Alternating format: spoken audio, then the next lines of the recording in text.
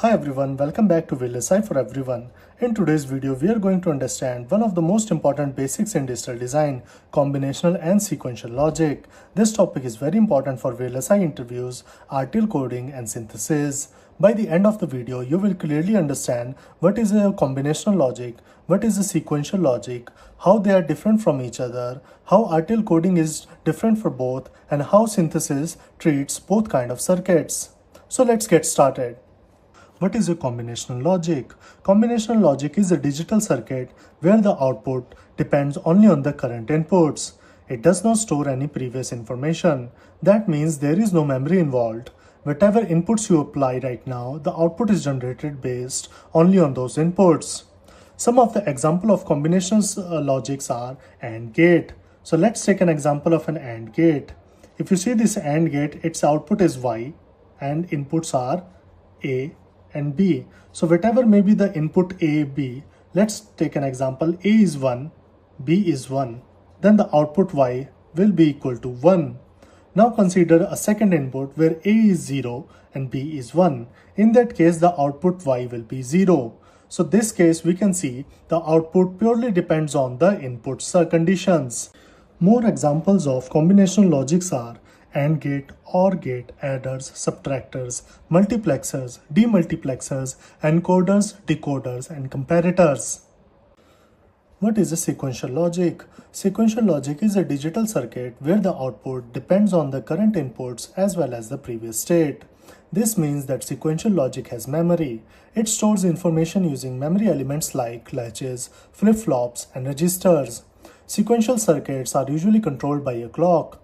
Simple example of a sequential logics are flip-flops, registers, counters, shift registers, finite state machine.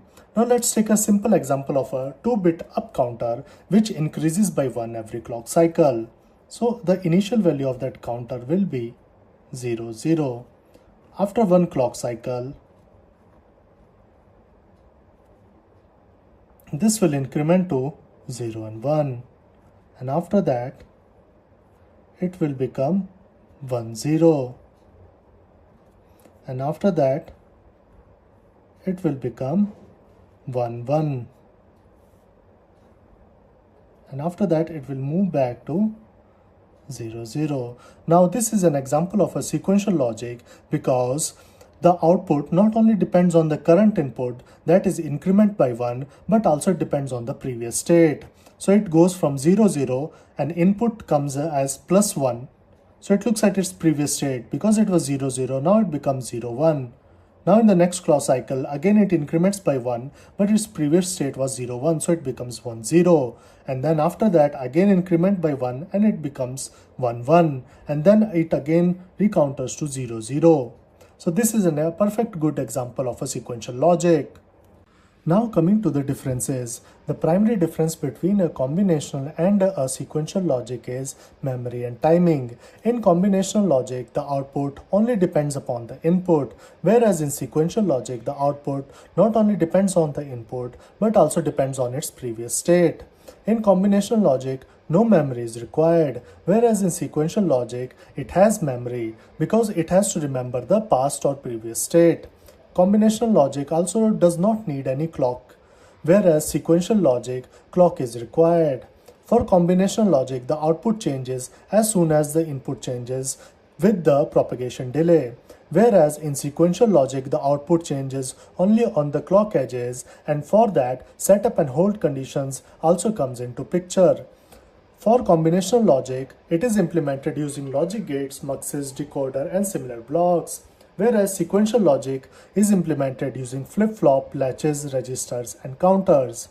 So a simple way to remember it is combinational logic reacts immediately to the input changes, whereas sequential logic remembers the past and changes in steps, usually with a clock. Now coming to the RTL part, combinational logic is usually written using always @ or by using continuous assignment using assign. Now let's write some combinational RTL.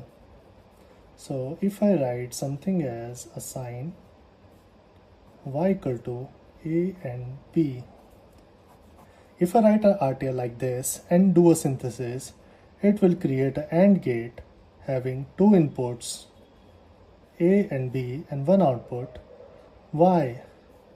Now let us write another RTL code. Y equal to S equal to 1 A B. Now if I write a RTL like this and do a synthesis, it will create a 2:1 mux having a select line S, which when it is 1, A will go to the output, when it is 0, B will go to the output Y. Now the same thing I can also write using always. Always @ Y equal to A and B. This is begin and if I do a synthesis, it will again make a AND gate. Now what does this star means? This star means whenever any of the input Y, A or B that is inside this always block changes, this always block will get executed. And if I have to write a similar RTL again, always @ now you do begin. If select is equal to S is equal to 1, Y is equal to A, else Y is equal to B. Now if I synthesize, it will create a 2:1 mux. So the key point for a combinational RTL is no clock is required. Here you can see whenever I have used assign or even always, I have not used any clock, and the sensitivity list should include all the inputs. And for combinational RTL, we use blocking assignments. In my next video, I will tell you all about blocking and non-blocking assignments. And then the last point is every output must be assigned in all possible paths, like I've done here, Y equal to A and Y equal to B. If you forget to assign an output in one branch, synthesis may infer a latch, which is often unintended. For sequential RTL, sequential logic is usually written with always @ clock or always @ clock or neg reset n. This is for asynchronous reset. Now let us write an RTL for sequential logic. Always @ clock Q non-blocking assignment begin end. If I write a code something like this and try to synthesize, it will create a D flip-flop having an clock and D as input and Q as output. This will be D flip-flop. So the key point for sequential RTL is a clock is required. Here we have used a clock and it uses non-blocking assignment. Non-blocking assignment is this. And output only changes on the active clock edge. Here I have defined it as pause edge, but you can also define it as neg edge. And this sequential RTL is used to model flip-flop registers and state storage. And if you're writing a flip-flop or register, always use non-blocking assignment like this. Never a blocking assignment. This is not required. This is the correct way. This is one of the most important RTL rules while designing a sequential RTL. Here's a simple way to remember the difference between a combinational and a sequential logic. Combinational logic is like a calculator. You enter the inputs and it gives the result immediately. It does not remember what you did before. Whereas a sequential logic is like a notebook. It stores information from before and uses that stored value for the next result.